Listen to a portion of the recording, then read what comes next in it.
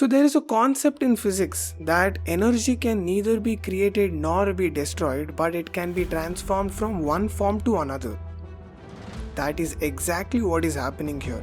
When we take life energy, this life energy can neither be created nor be destroyed. It just moves from one form to another, and this is reincarnation. Even if you consider or feel that someone comes to life and die, you should still not grieve, because for someone who is born, death is certain, and for someone who is dead, birth is certain. So you should not grieve for the inevitable, Arjuna says Sri Krishna Bhagavan. Do your duty without any attachment with the output. Success or failure, profit or loss, happiness or sadness, no matter what the output is, see them with an equal eye. And this is called yoga. To that Sri Krishna Bhagavan says, when a man casts out all of his desires of the mind and is in content with himself, then he is said to have wisdom.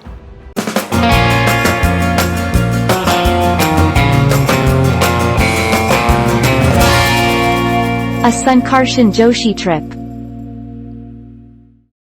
Hello ladies and gentlemen, welcome to the chapter 2 of the Bhagavad Gita series. This is a Sankarshan Joshi trip podcast and I am the host Sankarshan Joshi. Chapter 2, Sankhya Yoga. This is a very, very special, profound, complex chapter that I had a challenging time understanding and digesting it. So in the first chapter, you have seen me refer to this Bhagavad Gita from the Ramana Maharshi ashram, which is translated to English by Arthur Osborne and Professor G.V. Kulkarni. So second chapter is where Sri Krishna Bhagavan comes into picture, right? Like where he starts talking and he starts uttering words of wisdom.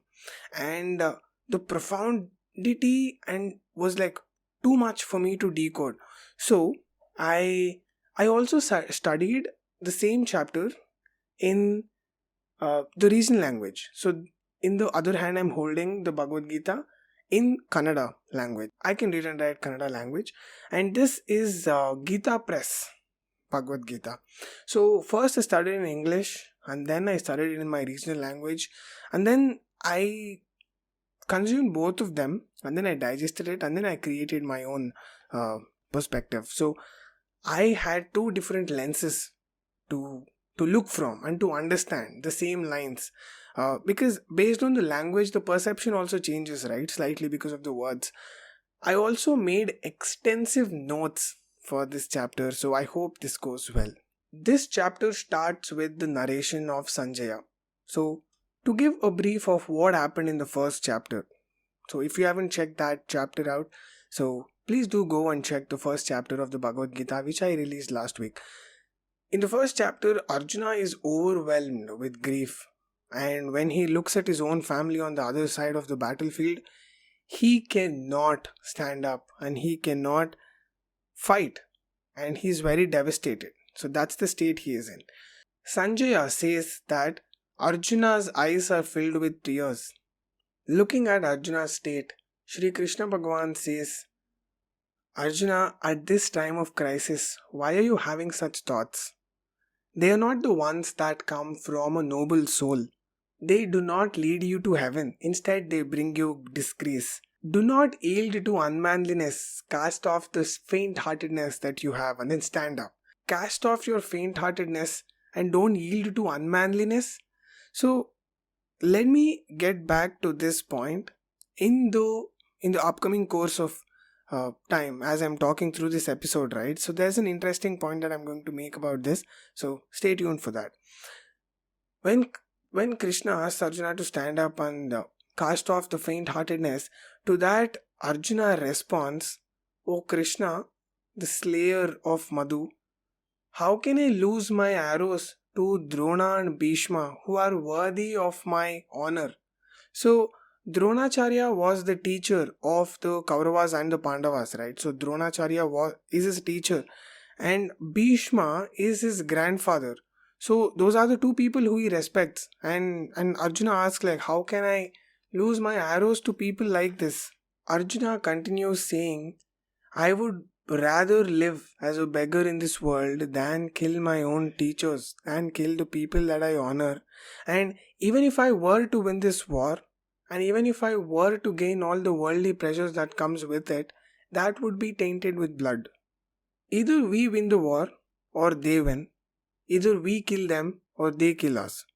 I don't know which is better, but all I know is that the people who are standing in front of me, who I am fighting up against, are sons of Dhritarashtra, our family. And our family are the people who would never want to fight, Arjuna says. Arjuna's nature is swayed with compassion, and at this point of time, he is questioning what is the right thing to do. What is dharma? Arjuna then goes on saying, Krishna, consider me as your disciple. Please be my guru and preach me what the right thing is to do. Like, what do I do now? Arjuna sees no way to shed his grief. He just throws his bows and arrows and he just collapses with grief. So, earlier, Krishna starts this chapter off by saying, Hey Arjuna, don't yield to unmanliness. That will bring disgrace to you. Stand up and fight, like be a man. Krishna is a comrade. Krishna is Arjuna's friend. So here we see that Krishna is talking like a friend to Arjuna. That's how friends are, right? When you see one of your friend who's very low, you cheer up like that, right? You're like, hey, like stand up, man, like be a man, like do this, do that. And now that Arjuna has addressed Krishna as a guru, he asks Krishna to guide him, to preach him as a guru would. Now Krishna will guide him as his guru. See, this is the thing about God. And this is the thing about Krishna that fascinates me, is that God is whoever you want God to be. Now that Arjuna seeks refuge in Krishna, and now Krishna will talk to him like a guru. Krishna, with a smile on his face, says, Arjuna, you talk of wisdom, but you are grieving for someone who doesn't deserve grief. Wise men neither grieve for the living nor for the dead. Since Arjuna is feeling bad to fight his own family, right? He is scared that, he might have to kill his own family members. So now Krishna talks about existentialism. He starts on explaining the whole process of what life is. Krishna says there was never a time that I, you, or anyone did not exist. And there will never be a time where we will cease to exist.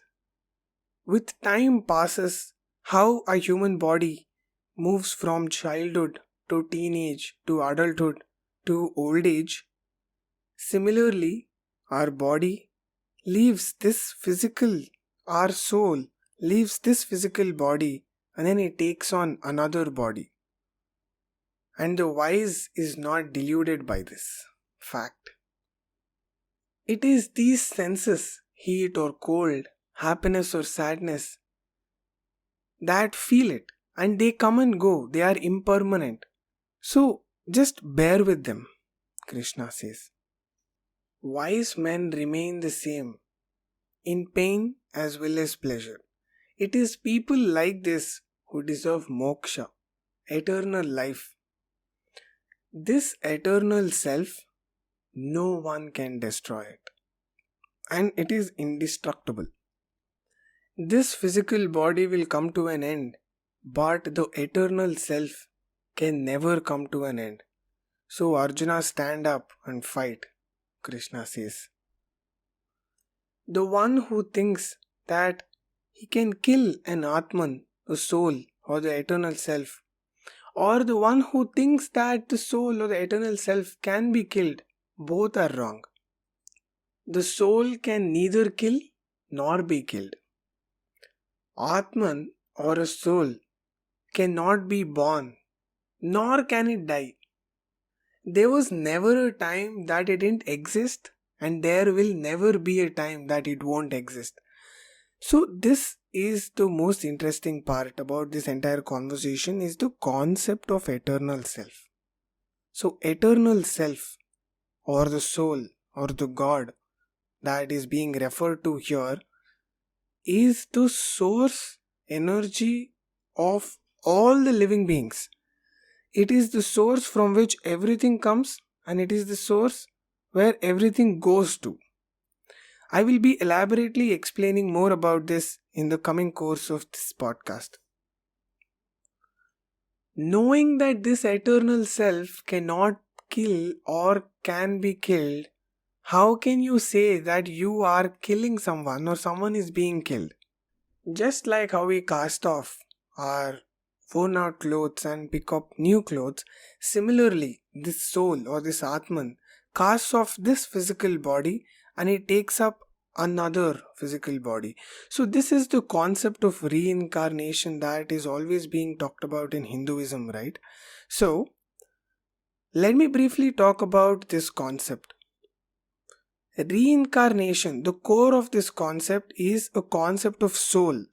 So, this soul, it moves from one physical body to another. So there is a distinction between physical body and soul. Let me give you guys an example. So there is one person who is in a coma and there is another person who is dead. Both act like they are dead, but there is still a difference between someone who is in a coma and someone who is dead, right? What is the difference? That is the life energy. So the person who is in a coma, he is behaving dead, but he is not dead because he has life energy. The person who is dead, he is dead, but he doesn't have any life energy in him. So there is a concept in physics that energy can neither be created nor be destroyed, but it can be transformed from one form to another. That is exactly what is happening here. When we take life energy, this life energy can neither be created nor be destroyed. It just moves from one form to another. And this is reincarnation, right? So this eternal self is being referred to, the soul. So this soul is in touch with the eternal self. So the soul comes from that eternal self. And Krishna continues saying that this soul cannot be cut. It cannot be burnt. It cannot get wet, nor can it dry from wind. It is the changeless, motionless, eternal self. So stop grieving. Krishna then continues saying, even if you consider or feel that someone comes to life and die, you should still not grieve, because for someone who is born, death is certain. And for someone who is dead, birth is certain. So you should not grieve for the inevitable, O Arjuna, says Sri Krishna Bhagavan. Krishna then says, life energy, the Atman, it is unmanifested initially and then it manifests itself in the middle as human beings or any life form. And then it goes back to that unmanifested form. What is there in this for lamentation, O Bharata? Krishna asks. Krishna then continues by saying, one can look at this concept of soul with wonder. One can talk about the concept of soul or Atman with wonder. But just because you are talking about soul, just because you are hearing about the concept of soul or Atman, doesn't mean that you know the soul, that you know the Atman. So in this podcast, just because I'm talking about this concept of soul, just because you are hearing about the concept of soul, doesn't mean we know the soul. And this process of knowing the soul is called Atma Gnana, that is being referred to in a lot of Hindu relics. So Atma Gnana, which is knowing the eternal self, which is knowing God. This eternal self is the God. And when people talk about meditation, right, they talk about this concept. So the whole the core of meditation is to realize the fact that you are the eternal self, that you have God within you. So this is the concept of meditation. Krishna then continues saying the source of all the creatures is eternal. So you should not grieve about this. Up to this point, Krishna talked about the mortality of a man. He addresses that aspect of Arjuna's grief. And now he talks about dharma. Now he talks about action. So Arjuna was feeling guilty that he is going to kill someone or someone might kill him. So Krishna briefly explains the concept of life and mortality. As human beings, we have a concept of what life is, right? And we are indulged in this. So he briefly explains, like, see, this is what life is. There is a concept called eternal self. There is a concept of soul, which can neither be killed, which can neither kill someone. So this concept is not worthy of lamentation. And next, Krishna says that you should not falter from your dharma. Arjuna's dharma as a kshatriya is to fight for the upliftment of righteousness in the society. So that is the dharma of a kshatriya, is to fight for the upliftment of righteousness and to end malevolence in the society, in the world. In the concept of Hinduism in India before, we had caste system. Brahmin, Kshatriya, Vaishya, Shudra. So, people who were born into that particular caste were identified with that caste. What exactly was the caste system? So, each caste had a certain occupation. Each caste had a way of life. Each caste had a routine that they followed. And they had their own life values, which became their dharma.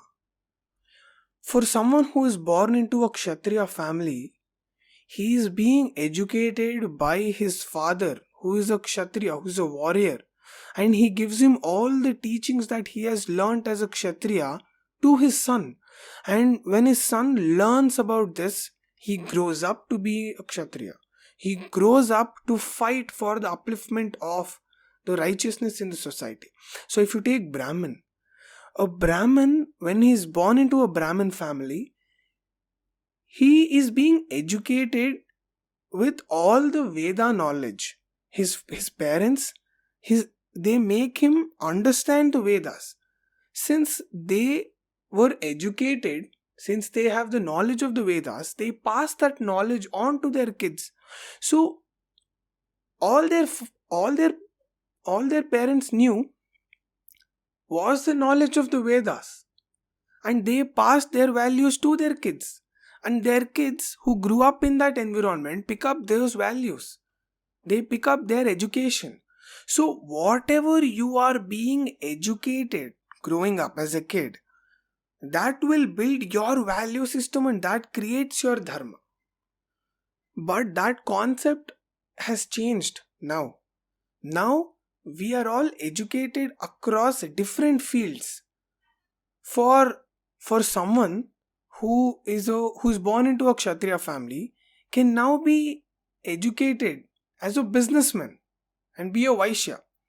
And for someone who's born as a Vaishya can learn Vedas and he can know about stuff and then he can become a Brahmin. So we are in a point where our education, like whatever we choose to educate ourselves into, like whatever we choose to educate ourselves, that creates value system and that becomes our dharma. Hence we can choose our own dharma. Krishna then says, for a Kshatriya, a battle like this is a doorway to heaven. He needs to fight this war. Krishna then adds, running away from this battle is like betraying your own dharma. Hence you will incur sin. Men will talk about your dishonor. For someone who has stood by honor, dishonor is worse than death. Here we can see that Lord Krishna is going back to being a comrade and talking like a comrade. Krishna then says, the great warriors in this battlefield who are sitting on their chariots will think that you ran away with fear. And for all the people who stood by you, who are fighting for the same cause as you, will start to despise you. So, this is a Arjuna's fight, but this fight is bigger than Arjuna himself. There is a cause. Krishna then says, your enemies will belittle you and they will question your manhood. What could be worse than that? we can see the tone of the conversation that is going on here, right? When Krishna is talking about soul, though when Krishna is talking about the eternal self, the tone and the pace of the conversation is elevated. And now Krishna comes back to talking like a comrade, like the tone that is being used here is completely different. Krishna is trying to convince Arjuna why fighting and standing up is the right thing from every single angle. He is talking like a friend, he is talking like a guru, he is talking like a comrade. Krishna then continues saying, if you fight the war and if you die, you will go to heaven because you were fighting for your dharma, you were pursuing your dharma. And if you win the war, you will gain all the worldly pleasures, you will gain kingdom, you will gain all the things that you lost. So, at the end of the day, it is a win-win situation if you pursue your dharma. Regarding the victory or loss of the battle, regarding the outcome of this battle, see them with an equal eye. Hence you will not be incurring any sin, says Lord Krishna. You fight, you stand up, follow your dharma, but regardless of what the outcome of this war is, see them with an equal eye. Krishna then says, until now, I have talked about Sankhya, which is the right understanding. And now let's talk about yoga, which is right action. And this is the segue where Krishna moves to the concept of yoga. Action. What is the right action? Until now, Krishna talked about what actually life is, what mortality actually is. And from now, how can we use this teaching and apply it in terms of action? Would be the next course of this chapter. Knowing about the yoga will free you from the bondage of karma. Krishna then also adds, in the pursuit of knowing yoga, no effort is wasted.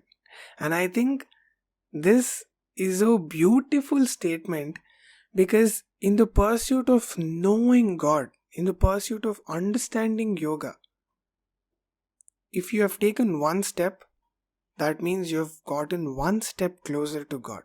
So, no effort here is wasted. Krishna then says, people with scarce consciousness who dwell in materialistic pleasures focus on Vedas which talk about achieving worldly pleasures. Yet on the contrast, they say that the heaven is the epitome. This is selective perception and confirmation bias.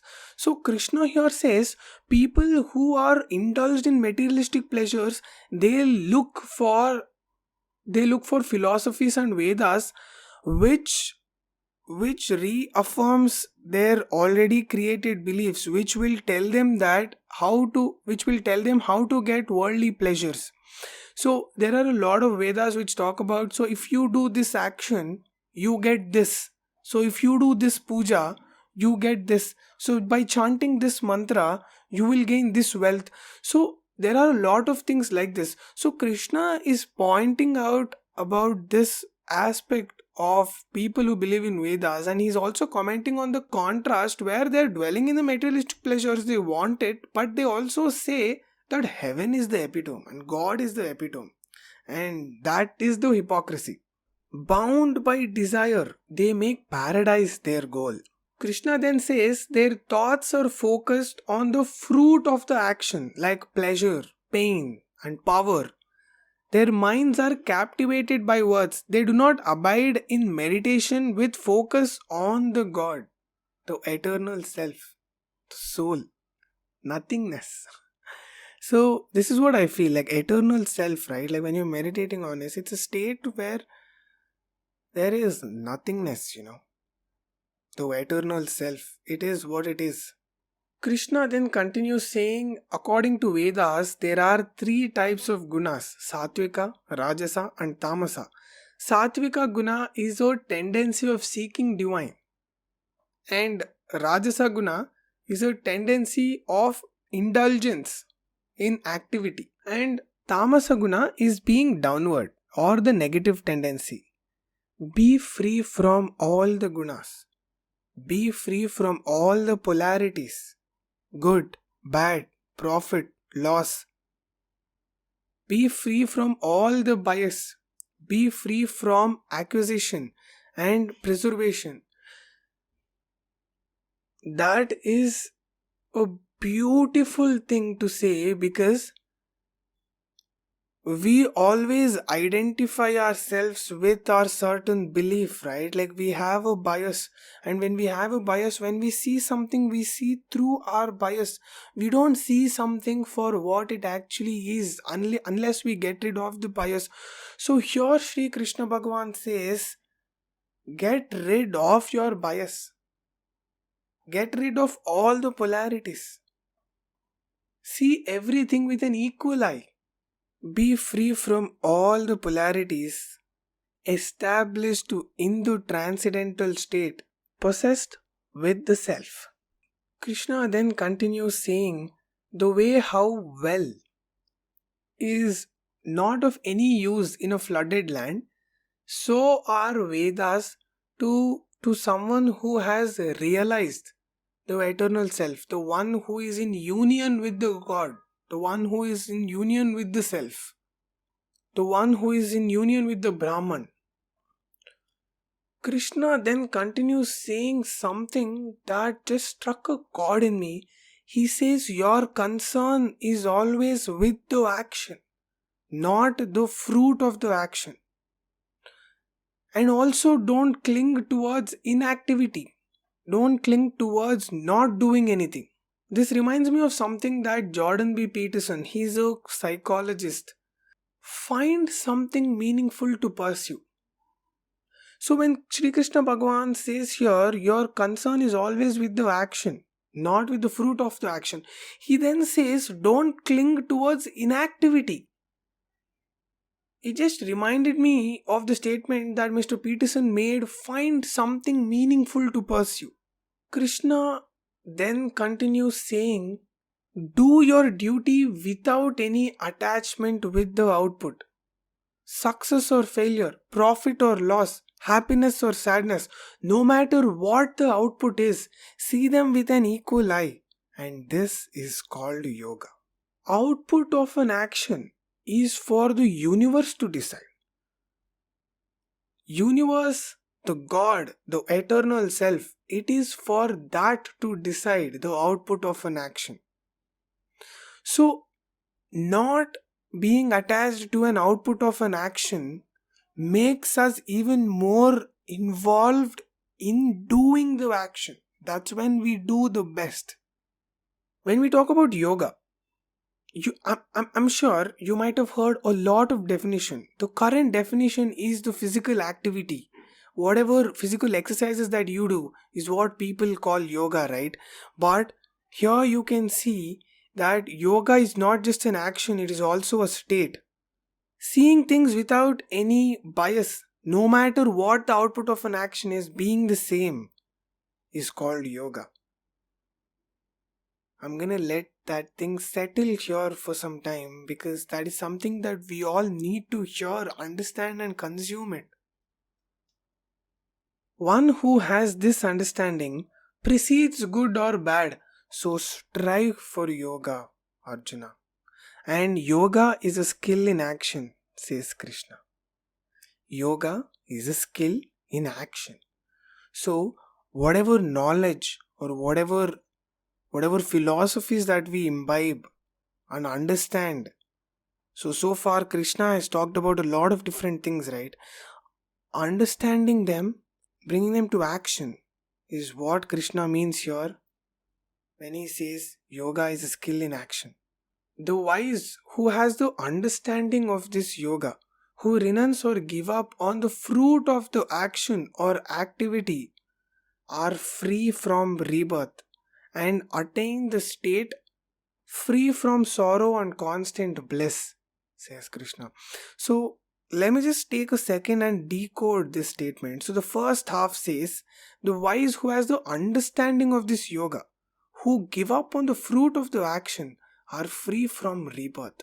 Which means that when we do this, when we give up on the fruit of the action, we become a union with the God. We become one with the God and the eternal self. Hence, no rebirth.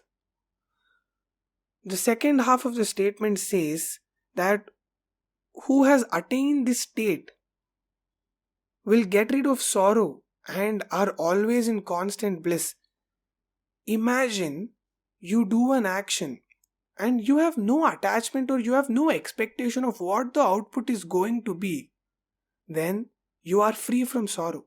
When you have an attachment with the fruit of the action, right, it's like you have an expectation of the fruit of the action, and if something other than what you have expected comes into play, that creates sorrow, and expectations leads to disappointment. That's a line that we casually throw around, right? So how to not expect anything?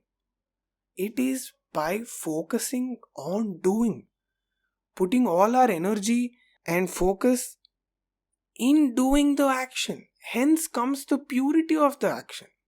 So when you have an output in mind and you do the action, that means your action is biased because it is tainted with an expectation of an output. So it's not pure. Krishna then says, when your mind comes out of this delusion, then the instruction that tells you how to get out of the delusion is of no use. So that is exactly what Vedas are trying to do, right? Vedas or any philosophies, any scriptures, that is what they're trying to do. They're trying to free you from delusion. And when you are free from delusion, then the instructions / the Vedas are of no use, because now you are in union with the God. By listening to different scriptures and philosophies, your mind is bewildered. Focus on the God, focus on the eternal self, hence you will attain yoga, says Lord Krishna. So Krishna here says attain yoga. So here he talks about yoga as a goal. So yoga is an action and yoga is the goal. So it is the duality, and that's the same philosophies that Tao has, right? So to that Arjuna asks, how does someone in union with the God, in union with the eternal self, behave? How does one with that wisdom and firm understanding speak? How does he sit? How does he walk? To that Sri Krishna Bhagavan says, when a man casts out all of his desires of the mind and is in content with himself, then he is said to have wisdom. Wow, what a beautiful thing to say, man. Like, Krishna hasn't told us to leave everything and go to the Himalayas, sit and meditate and not be interested in any of the materialistic things. Krishna just says, cast out all the desires from your mind and just be content with yourself. and do your dharma without any expectation of the fruit. And a man who has this is said to have wisdom. One who is not shaken with grief or overwhelmed with happiness. One who is not controlled with anger, lust, or fear is the sage of wisdom, Sri Krishna Bhagavan says. He who withdraws himself from the sense pleasures as a tortoise withdraws his legs and head is said to have established with the Brahman. He is said to be in union with the God. Even after withdrawing from the sense pleasures, the attraction towards it does not fade. And upon seeing or witnessing the Supreme God, even that attraction fades away. Even though a man strives and is wise, the sense forcibly distract him, Sri Krishna says. Even if you are wise, even if you know something, you are still distracted to do something that pleases your senses, right? Let's take any form of addiction, like alcoholism or pornography. You know that it is not a wise thing to do, but you are still attracted to do it. And Krishna talks about it. He mentions that this is something that happens to a man. One should have restraint on the sense distraction and establish focus on me. When Sri Krishna Bhagavan says me, he means God, the eternal self. And the man who is capable of this is said to have wisdom. Here Sri Krishna Bhagavan says, when you are being distracted, when you want to seek pleasure to your senses, then restrain that feeling and focus on the eternal self, focus on the God. And someone who is capable of doing this is said to have wisdom, Sri Krishna Bhagavan says. When a man dwells in sense objects, then a sense of attachment develops towards it. And from attachment, desire develops. And from desire, anger. When you desire something and your emotion, like anger, is based on the response of the desire. Are you getting what you expected? Are you getting what you desired? If not, then that creates anger. And from anger, delusion generates. And from delusion develops forgetfulness, says Krishna. When Krishna says forgetfulness, it's the fact that we are the eternal self. We forget that we are life energy. We are the eternal God. Like we are in union with the God. We forget this very fact. And from this forgetfulness, it leads to the decay of our intellect. And with the decay of our intellect, a man perishes. Krishna beautifully explains this. But when a man navigates through life among sense objects, with his mind and senses controlled, free from desire, he is said to experience serenity and bliss. This reminds me of a metaphorical representation that was used in the Bhagavad Gita, interpreted by Paramahamsa Yogananda. And for the people who don't know who Paramahamsa Yogananda is, he is one of the greatest yogis of India. He says, our senses are like horses of a chariot, and our intellect should be like the Krishna who is the charioteer who is controlling the horses. Each horse wants to go in its direction, and if we let horse dictate the direction, then we will be all over the place. The Krishna controls the horses. He is the charioteer, and that's how our intellect should be. It should control our senses. Hence, we all move in one direction.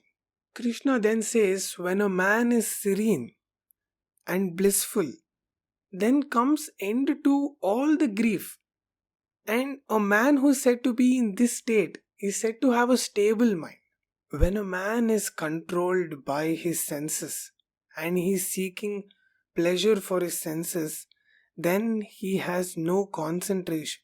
And without concentration, there is no peace. And without peace, how can there be a space for happiness? Shri Krishna Bhagavan asks Arjuna. Then Shri Krishna Bhagavan says, if our mind goes wherever our sense takes us, it's like a boat in an ocean and being swayed by wind. And a boat will be destroyed. So will be our intellect. Therefore, O mighty armed, aka Arjuna, who has completely withdrawn from sense, is said to have wisdom. Krishna then says, when it is night for all, sage is awake, and when everyone is awake, it is night for the sage. So let's just decode this statement. So Krishna says, when it's night for everyone, the sage is awake. Here we might understand that whatever the world is not able to see, the man who has realized this will see, who is the God, the eternal self. And when the normal people are awake, when they are seeking the pleasure for their senses, then the sage is sleeping, he is not awake. So this contrast is very beautifully described. What Krishna Bhagavan says next had a profound impact on me when I read it. He says, a man attains peace as all rivers reach ocean undisturbed. All the desires and worldly pleasures will reach a man undisturbed. This peace won't be there for a man who is desiring desires, who is seeking things. It just goes in line with what we normally say, right? We say, what is mine eventually will come to me. We generally say that statement, right? And Krishna is exactly saying that. He says, you do your action. You do your dharma. You follow your dharma. You do your action without any attachment to the fruit of it. All the desires will come to you undisturbed. But the man who seeks it won't have peace. Krishna ends this chapter by saying, one will attain peace when they abandon all desire and acts without attachment, free from I and mine. This is the divine state, Brahmasthiti. When a man has attained this state, then he is free from delusion. He is in union with the God, and being in this state, even at the end of the life, he attains Brahma Nirvana. What a beautiful way to end this chapter. One will attain peace when they abandon attachment to the result of an action, free from ego, free from I and mine. This chapter had a profound impact on the way how I thought life, the way how I should navigate through life. Though the whole point of why I started doing this series, why I wanted to cover Bhagavad Gita and each episode being a chapter, is that I am putting all my energy and focus into understanding and digesting that chapter. And I'm trying to simplify this entire philosophies, and we all can do better just by understanding these philosophies. That's about it, ladies and gentlemen. Thank you for staying tuned. This podcast is now available on video as well as audio. If you want to hear to the audio version, head to Spotify, JioSaavn, Gaana, Apple Podcast, Google Podcast. And if you want to look at me, then head over to YouTube. Stay tuned, ladies and gentlemen, for chapter 3 of the Bhagavad Gita. Until then, bye-bye.